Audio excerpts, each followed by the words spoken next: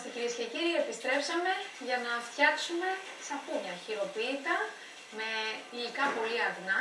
Ελαιόλαδο είναι η βάση του σαπουνιού, όπως γνωρίζουμε. Όμως η Άννα Ηλίβα, εκπαιδευτικός, βρίσκεται εδώ κοντά μας να μας πει περισσότερες λεπτομέρειες, γιατί κάτι μπορεί να έχουμε ακούσει όλοι έτσι εγκυκλοπαιδικά, ωστόσο με λεπτομέρειες προσωπικά εγώ δεν γνωρίζω.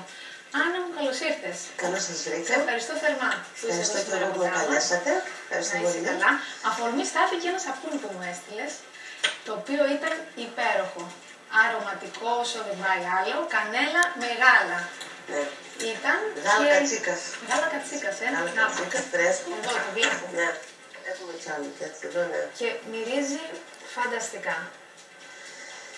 Πώς ξεκίνησες, θέλω να μου πεις, να φτιάχνεις σαπούνια. Πώς ξεκίνησα. Κάναμε, όπως είπες, είμαι εκπαιδευτικός και κάνω αρκετά χρόνια περιβαλλοντικά προγράμματα στο σχολείο και κάναμε μια χρονιά τώρα πριν από 8 χρόνια περίπου. Κάναμε πρόγραμμα περιβαλλοντικής εκπαίδευσης για την ανακύκλωση και επαναχρησιμοποίηση υλικών.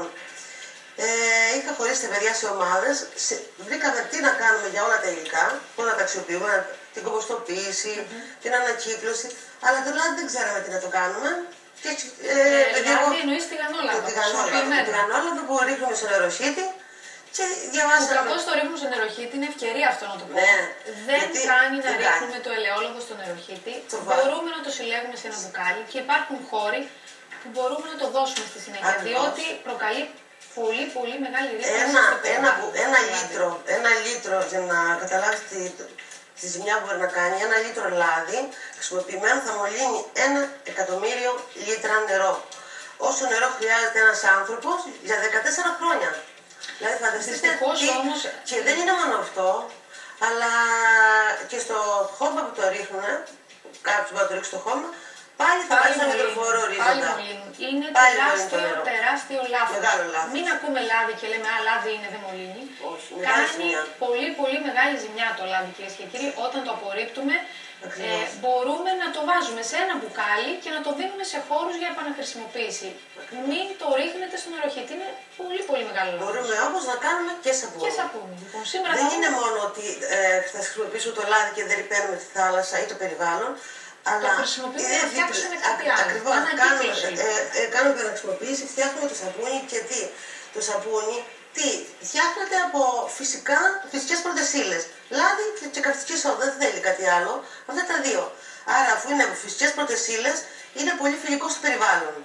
Σε αντίθεση με τα απορρυπαντικά, τα οποία όταν καταλήξουν στη θάλασσα, που καταλήγουν στη θάλασσα, δημιουργούν, υπερηφίονται, μεγαλώνουν πολύ γρήγορα τα φύκια, με αποτέλεσμα να απορροφάνε το οξυγόνο και να μένουν και τα ψάρια. Άρα έχουμε μείωση του πληθυσμού της θάλασσας.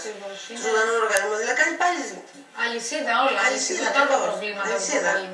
Λοιπόν, ας ξεκινήσουμε να φτιάξουμε το λάδι. Θα βάλουμε 1 λίτρο λάδι. Μα βλέπω τώρα χρώματα εδώ πέρα. Όλα τα έχεις φτιάξει εσύ αυτά. Όλα. Καλά, τόσα και πολύ περισσότερα. Τα χρώματα... Και πόσα έχω χαρίσει τόσα χρόνια. Εμένα μου έχει χαρίσει πάρα πολλά. Όσες φορές κάνουμε ρεπορτάζ στο σχολείο, όσες φορές είχα έρθει και είχαμε μιλήσει για αυτά τα προγράμματα. Κάθε φορά και κάτι διαφορετικό. Μου έλεγες πάρε και αυτό να δοκιμάσεις, πάρε και αυτό.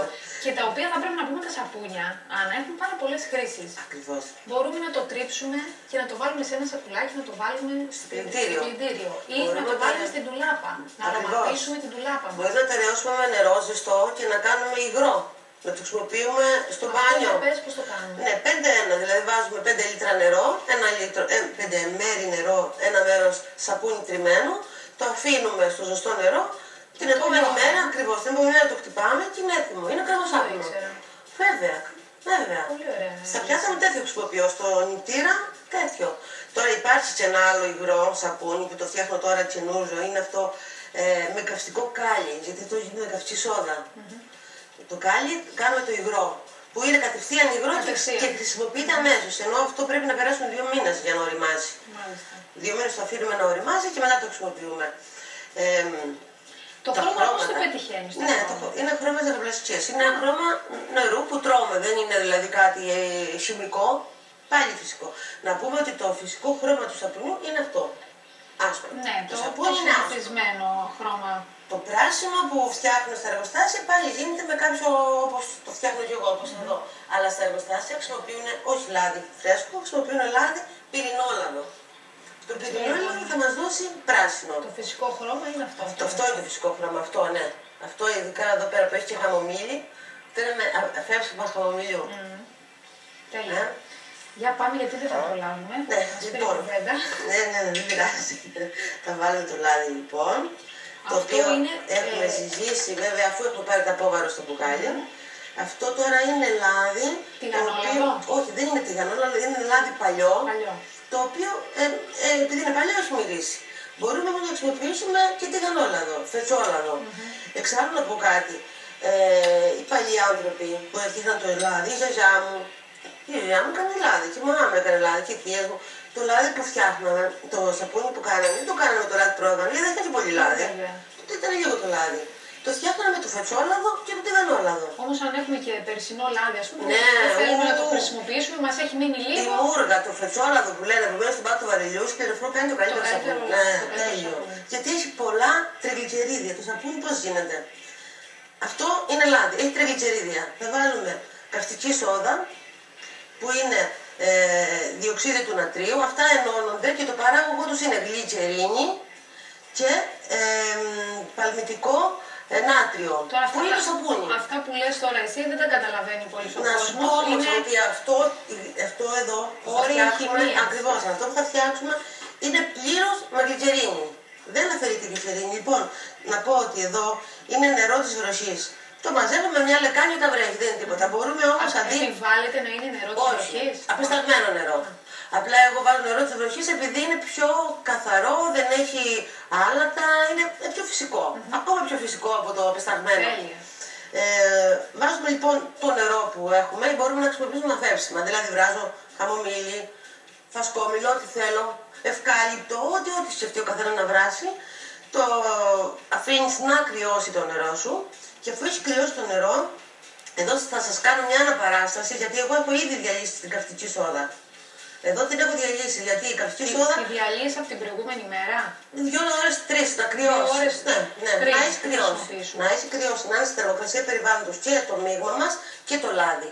Στην ίδια θερμοκρασία, όχι το ένα ζεστό το άλλο κρύο.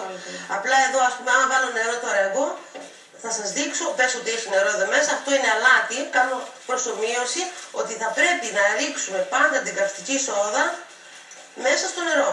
Τη ρίχνουμε μέσα στο νερό. Δηλαδή νερό και μετά την καυστική σόδα. Την καυστική σόδα, όπως ρίχνουμε το αλάτι στο φαγητό, να θυμάστε ότι έτσι, όπως ρίχνουμε το αλάτι στο φαγητό, έτσι ρίχνουμε την καυστική σόδα μέσα στο νερό. Ποτέ το αντίθετο. Θα κάνει έντονη, ναι, όχι έκρηξη, αλλά θα κάνει έντονη αντίδραση και απότομη και θα βγάλει πολλές αναθυμιάσεις. Θα βγάλει ούτως ή άλλως. Γι' αυτό φοράμε γάντια, το κάνουμε σε εξωτερικό χώρο και ανακατεύουμε προσεκτικά, όχι από πάνω. Εντάξει, θα βγάλει λίγο καπνό, θα αφήνουμε λίγο καίει. Δημιουργείται αντίδραση και καίει αυτό. Πόση ποσότητα για αυτό που μας φτιάχνεις τώρα, θέλω να μας πεις. Ωραία, θα σας πω αμέσως. Είναι 1 λίτρο λάδι, 1 κιλό λάδι. Για 1 κιλό λάδι θα βάλουμε 350 γραμμάρια νερό ή αφέψιμα ή νερό της βροχής και 129 γραμμάρια, 129 όχι το 30, και μη σου πω ότι δεν είναι 129 ακριβώς, είναι 128,75, δηλαδή θέλει ακρίβεια. Ναι, με ζυγαριά ακριβία ζυγίζουμε την καυστική σόδα, το ξαναλέω, για μπορεί κάποιος να θέλει να το γράψει. 1 κιλό λάδι, 350 γραμμάρια νερό και 129 γραμμάρια καυστική σόδα, την οποία την αγοράζουμε από εκεί που πουλάνε φυτοφάρμακα. Μάλιστα. Αν πείτε καυστική σόδα, για σαπούνι, γιατί υπάρχει το καυστικό κάλι που δεν το βρίσκεις βέβαια, δεν υπάρχει εύκολα στο εμπόριο. Και αφού βλέπω ότι τα δύο είναι στην ίδια θερμοκρασία περιβάλλοντος, αρχίζουμε και ρίχνουμε. Δεν είναι τίποτα, είναι πάρα πολύ απλό. Απλά αυτό είναι όλο. Αυτό είναι όλο. Απλά το ρίχνουμε. Να πω ότι ποτέ δεν κάνουμε το αντίθετο. Πάντα ρίχνουμε το μείγμα στο λάδι. Ποτέ το λάδι στο μείγμα. Γιατί αν ρίξω το λάδι στο μείγμα, θα σαπουνοποιηθεί το πρώτο λάδι που θα πέσει, το υπόλοιπο δεν θα σαπουνοποιηθεί. Κανονικά εγώ το κάνω σε μεγάλη κατσαρόλα, αλλά για τηλεοπτικούς λόγους έφερα το γυάλινο. Ναι, για να φαίνεται. Τώρα θα το χτυπήσουμε λίγο με το μίξερ, για να γίνει πιο γρήγορα, να μην. Βλέπετε ότι έχει αρχίσει να πίζει. Αν τώρα αυτό, αγάπη, είναι λάδι, μουργά, Σε 2 λεπτά έχει πήξει. Ναι, πολύ γιατί είναι γρήγορα. πιο πηχτό αυτό το Ακριβώς, λάδι. γιατί έχει πιο πολύ τριγλυκερίδι. Ή αν είναι λάδι παλιό, πίζει πάρα πολύ γρήγορα. Να το χτυπήσουμε λίγο με το μιξεράκι. Τι είπα τώρα, εσύ δεν ξέρω αν Ναι, το ναι, κάνω εγώ. και καλά, εσύ δεν ξέρεις καλύτερα.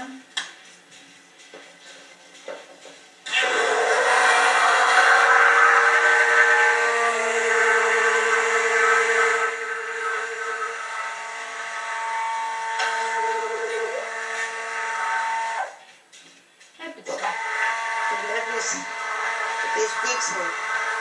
Θα το χτυπήσουμε μέχρι να γίνει εντελώς Όχι, κρεμούδες. όχι. Αυτό Πρέπει ήταν να πάρει τη σύσταση σαν μπεσαμέλ. Γιατί άμα πήξει εδώ, μετά δεν σερβίρεται εύκολα. Στη φόρμα που θέλουμε. Ναι. Να σου πω ότι και αραιόν αν θα πήξει στη φόρμα. Α, ξέχασα να πω ότι είχα βάλει μέσα και βάζουμε μέσα στο μείγμα λίγο αλάτι. Ελάχιστο αλάτι. Ποιο μείγμα? Στον Εικαστική φρυγρό. σόδα? Ναι, βάζουμε λίγο αλάτι. Πριν να βάλουμε τη σόδα ή μετά? Μαζί, μετά. Γιατί αυτό βοηθάει να πέσει το pH.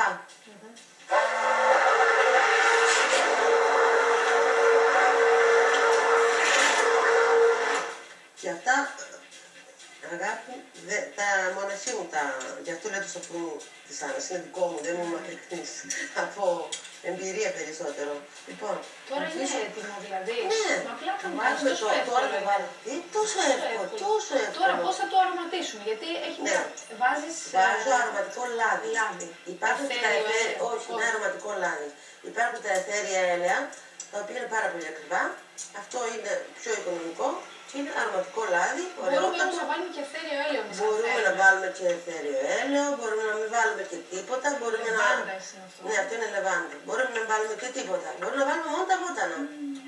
Και Είναι τίποτα, πολύ ωραία πάνω ναι. αυτό. Και τίποτα να μην βάλεις, πάλι θα μυρίζεις το σαπούνι σου. Το ξαναχτυπήσουμε λιγάκι και μετά θα σου κάνω και με χρώμα λίγο. Ωραία. Είναι πάρα πολύ απλό. Πάρα πολύ απλό.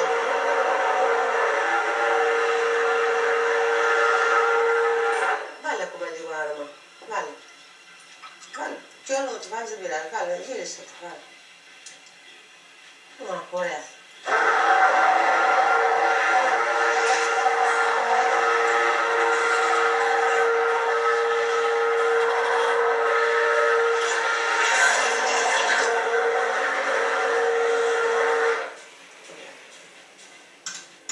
Βλέπεις από μόνο που είναι λίγο κίτρινο. Ναι.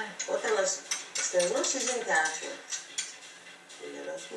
Λοιπόν, Αχ, τώρα μυρίζει υπέροχα. πού το σερβίρουμε. Αν έχουμε φόρμες σιλικόνης, αν δεν έχουμε δεν πειράζει. Ανάλογα Μπορούμε να με το- χρησιμοποιήσουμε γιαουρτόκουτα. Ακριβώς. Θα πρέπει πάντως η φόρμα, το καλούπι να είναι ή πλαστικό, ή Απαραίτητα ξύλινο. λοιπόν, Ναι, πλαστικό ή ξύλινο. όχι αλουμίνι, όχι σίδερο. Χαλάει. Δεν κάνει αντίδραση. Κάνει αντίδραση. Ναι, διαβρώνει το αλουμίνιο. Δεν κάνει Η να σύσταση είναι... δηλαδή διαβρώνει το... Ναι, η καυστική σόδα θα διαβρώσει. Γι' αυτό θέλουμε ή πλαστικό, ή ξύλινο, ή χάρτινο. Και χάρτινο μπορεί να είναι. Θα σταθεί στο χάρτινο. Ναι, έχει κάτι φόρμες κέικ, μακρόστενες. Ναι. Ακριβώς. Μπορούμε σε αυτές να βάλουμε μέσα μία λαδόκολλα και να το... Δηλαδή είναι έτοιμο τώρα. Έτοιμο είναι, Τόσο σερβίρουμε, εύκολο. σερβίρουμε. Να σε ρωτήσω τώρα, υπάρχει άλλος τρόπος πιο δύσκολος? Υπάρχει η θερμή μέθοδος, δηλαδή να το ψήσουμε. Όπως κάνανε παλιά οι νοικοκυρές, ψήνανε μια φορά το χρόνο που παίρνανε τα βαρέλια τους, παίρνανε τη μούργα, Το φατσόλαδο που τη λέμε. φετσόλαδο και ψήνανε σαπούνι για όλη τη χρονιά. Αλλά ψήνανε σε βαρέλια. Ποσότητες, ναι. Ας πούμε, οι παλιές γυναίκες είχαν την αναλογία 1-3-5, δηλαδή 5 ήταν το λάδι, 5 κουβάδες έχουμε λάδι, 3 κουβάδες νερό και 1 κουβά ποτάσα. Ποτάσα το λέγανε αυτοί. Έτσι ήταν αυτή η αναλογία. Η ίδια αναλογία είναι και εμάς, αλλά σε κιλά. Το κάνανε λοιπόν και το ψήνανε. Το βάζανε μετά στην ψαροκάσουνα, τα οποία είχαν κενό ανάμεσα στις τάβλες και στράγγιζε.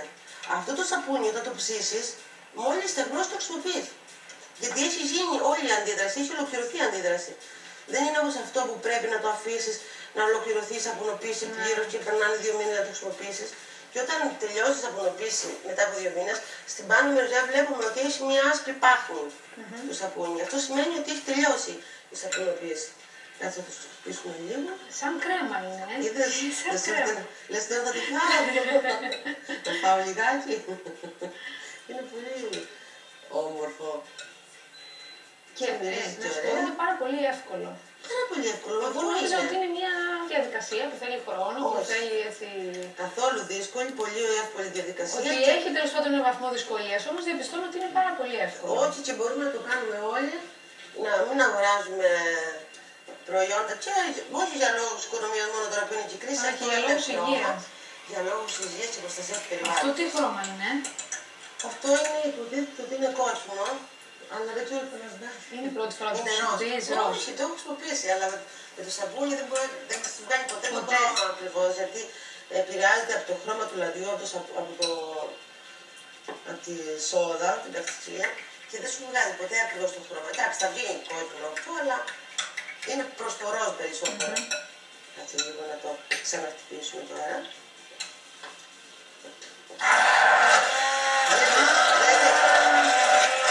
Τι ωραίο! Επειδή είναι υδατοδιαλυτό το χρώμα, είναι υδατοδιαλυτό. Όχι κόκκινο πάλι, έχει πάρει Ροζ. κερασί.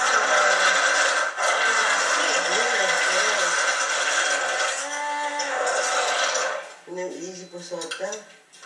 Γι' αυτό έφερα το άλλο μπολάκι, αλλά δεν πειράζει το αδιάκι τώρα. Δες τι ωραίο χρώμα είναι. Πάρα πολύ ωραίο. Το χρώμα αυτά είναι τα διαλυτά, διαλύουν Αυτά στο νερό. πού μπορούμε να τα βρούμε? Αυτά τα πουλάνε στα ίδιες αναπλαστικές. Για να μην λέμε μαγαζιά και θεωρητή Ναι, διαφήμιση, δηλαδή όπου πουλάνε οι ίδιες είναι αναπλαστικές. σαχαροπλαστικές και παίρνουμε το χρώμα της Το χρώμα energies που μας. βάζουμε στα γλυκά. Το χρώμα δεν έχει, είναι. καλά, έχει πολλά χρώματα. Πάρα πολλά, ό,τι χρώμα θέλουμε. Κοίτα τι ωραίο χρώμα που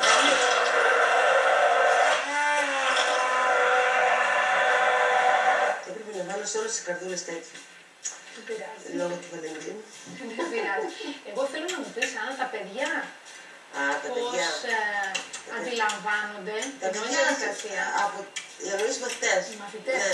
Οι μαθητές τρελαινόταν να κάνουμε σαπούνι. Μπορώ να σου πω ότι και φέτος που δεν δουλεύω, ξέρεις, λόγω, να μην το ξαναλέμε, τι χρησιμότητες, πήγα σε σχολείο και έμαθα στα παιδιά να κάνουν σαπούνι. Πήγα και να δείξω στους συναδέλφους σε ένα σεμινάριο να μάθουν να φτιάχνουν σαπούνι. Έδωσα σαπουνάκια στην έκθεση του σχολείου, εκεί σε ένα σχολείο τέλος πάντων. Δηλαδή το δέχονται πάρα πολύ καλά.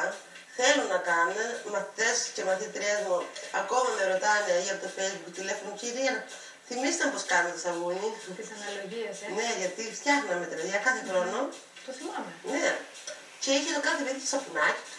Ήταν πολύ ωραία Μα είναι εμπειρία. και ένας ωραίος τρόπος να μάθουμε για την ανακύκλωση διαφόρων προϊόντων. Ακριβώς. Και Γιατί πόσο σημαντικό είναι αυτό που είπαμε και στην αρχή, εγώ το φωνάζω σε όποιον δω και ρίχνει λάδι στο νερό και τη φωνάζω, λέω, κάποιοι δεν το ξέρουν, Άννα. δεν το ξέρουν, Κάποιοι δεν πρέπει το να το ξέρουν. πούμε, να το μάθουμε, είναι Όμως έντοιμα. είναι πάρα πολύ μεγάλο λάθος να ρίχνουμε το λάδι που έχουμε τηγανίσει στον νεροχύτη.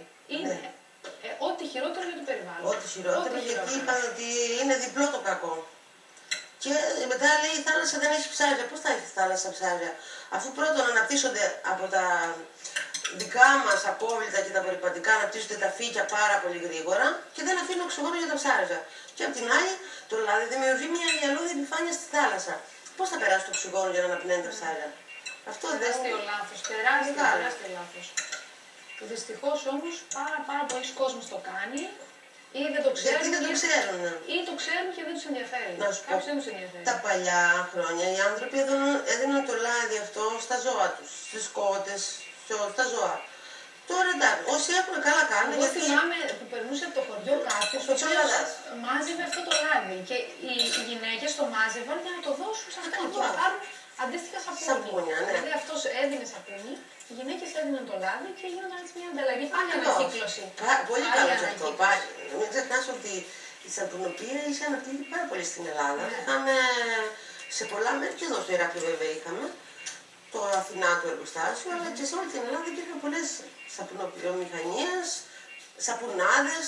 Στη Ρώμη δεν ήταν ένα επάγγελμα, ο σαπουνοποιός ήταν όπως ένα οποιοδήποτε άλλο επάγγελμα. Τώρα έχει εξαλειφθεί, δεν υπάρχει σαπουνοποιός, αλλά μπορείτε στο σπίτι σας να φτιάχνετε αυτό το σαπουνάκι. Μα είναι πάρα πολύ εύκολο. Πάρα πολύ. Δεν είναι τι ωραία. Να πούμε άλλη μια φορά τις αναλογίες. Ναι, να τα πούμε. Μέχρι να φτιάξουμε λίγο την επιφανιούλα τους εκεί, να τα φτιάξουμε ωραία. Λοιπόν, 1 κιλό λάδι. Είτε τηγανόλαδο είναι, είτε φετσόλαδο, είτε παλιό λάδι. Λάδι να είναι μόνο. Και να πω βέβαια ότι αυτή η αναλογία είναι για το λάδι το ελαιόλαδο. Δεν είναι για λάδι καρύδας ή άλλο. Όχι, εγώ αυτό ξέρω, αυτό χρησιμοποιώ.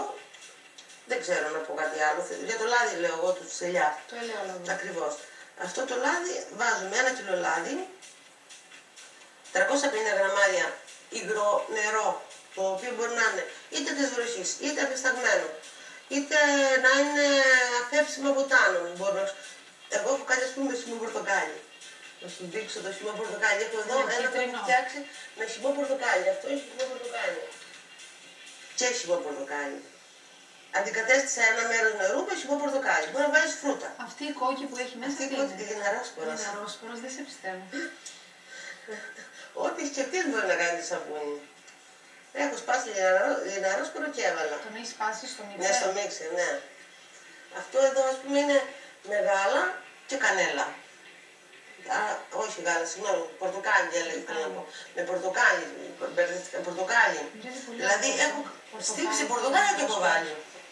Έχω και άλλα που είναι με απεσταγμένο πορτοκάλι, έχω αποστακτήρα. Δεν το είπα. Βρήκα έναν άνθρωπο που δεν έχω την άδεια να πω το όνομά του, τέλος πάντων, και μου έφτιαξε ένα αποστακτήρα. Όπως δουλεύει με την ίδια αρχή που δουλεύει το καζάνι της ρέτσης. Και θα αποστάζω βότανα. Όταν αποστάξω βότανο λοιπόν και βάλω το υγρό του, το ανθόνερο του βοτάνου, αυτό έχει και το έλαιο μέσα. Άρα δεν βάζω άλλο άρωμα, μόνο αυτό. Και είναι ό,τι καλύτερο. Για να πούμε λοιπόν. 350 γραμμάρια, 1 κιλό λάδι, 350 γραμμάρια νερό, 129 γραμμάρια καυτική σόδα. Καυτική σόδα. Και πρέπει να πούμε ότι η ένωση πρέπει να γίνει σε εξωτερικό χώρο απαραίτητα. Ναι. Την καυτική σόδα με γάντια θα ρίξουμε μέσα στο νερό, θα την αφήσουμε να κρυώσει και στη συνέχεια θα ενώσουμε με το ελαιόλαδο. Ακριβώς. Βάζουμε όμως πάντα, να ξαναπούμε εδώ πέρα, ότι πάντα βάζω το μείγμα, το που έχω φτιάξει, στο λάδι. Ποτέ το αδίκτω. Το μείγμα μέσα στο λάδι. Και ανακατεύω συνεχώς μέχρι να αρχίζει να πίζει. Όταν αρχίζει να πίζει το σερβίρω. Καμιά φορά, να σου πω τώρα κάτι, ότι καμιά φορά μπορεί να καθυστερήσει να πήξει. Γιατί το λάδι μας μπορεί να είναι πολύ φρέσκο, να μην έχει πολλά λιπαρά, έχει να κάνει και με τον καιρό. Το καλοκαίρι αργεί να πήξει. Αν λοιπόν δούμε το λάδι μας. Θα χρειαστεί για να πήξει. Ναι. Εδώ, όχι να μην πίζει εδώ. Όχι, εγώ λέω εδώ θα πήξει. Αύριο θα το ξεφορμάρουμε. Αύριο μεθαύριο θα βγει. Δεν είναι δηλαδή. Το πολύ πολύ μέχρι αύριο το βράδυ ή την άλλη μέρα. Ανάλογα τη θερμοκρασία του χώρου είναι. Αφού όμως τον βγάλουμε από τα φορμάτια, θα το αφήσουμε 2 μήνες να οριμάσει. Και μετά θα το χρησιμοποιήσουμε. Ναι. Εγώ να σου πω, έχω παρατηρήσει ότι γίνεται πιο καλό να το βάλω στον ήλιο. Μετά που περάσει μια εβδομάδα, 10 μέρες, το βάζω σε ταψιά και πάνω στον ήλιο. Έχω παρατηρήσει εγώ ότι με την έκθεση στον ήλιο αφρίζει περισσότερο. Όπως και με το νερό της βροχής αφρίζει περισσότερο. Γι' αυτό θέλω να το χρησιμοποιώ. Πολύ ωραία. Λοιπόν, σε ευχαριστώ πάρα πολύ. Παρακαλώ.